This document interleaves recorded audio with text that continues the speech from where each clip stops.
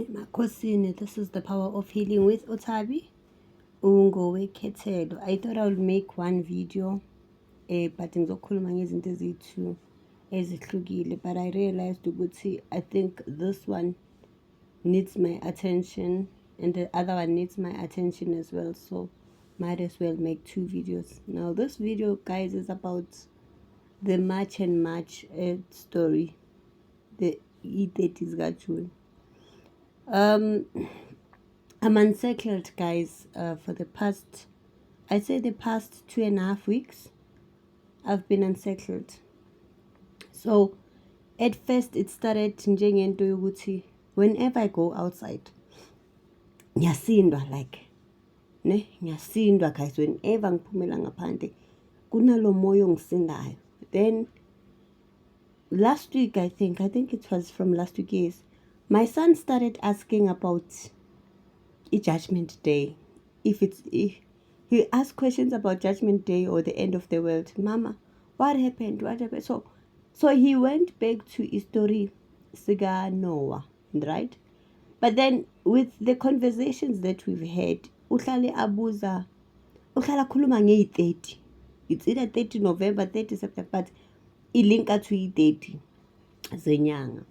So when you start listening maybe to my videos on TikTok, then I realized i-30 June is actually the as I said, as abantu spiritual, we connect dots, man. Then from this Monday, angazi noma yimi kuphela enginoticile, I was outside, umoya uvele washintsha nje esikhaleni. We would wake up kunelanga kuyashisa, then kushintshe nje kube mnyama. Okay, yesterday, so for the past few weeks I've been explaining to my son ukuthi this is what's happening in South Africa, Ntanam, you need to be safe. So I started making rules, ukuthi uhamba phi kanjani, udlana kadli ini, because guys, angazi noma yimi kuphela but into ezayo inkulu, because I think we were preparing ukuthi abokufika bazohamba, but we're not preparing for the outcome. That's what we are expecting, but the outcome might be different, and I feel like the outcome is affecting iy'ngane zethu kakhulu. No, I was glad when he said to me, Ma, sesiqalile ngama-assessment nama-test kaJune nama-exam kaJune. I was very happy, because within that week, within young E30 leading to E30, asazi kuzoyenzakalani. So yesterday something changed, man.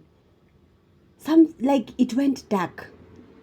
Angazi noma yimi kimi, it went, the house was very dark. It went dark because ngisendlini. The darkness that I've been seeing outside again, and like I said to him, yazi boy man, khona umoya engingawuzwisisi engiwuzwayo.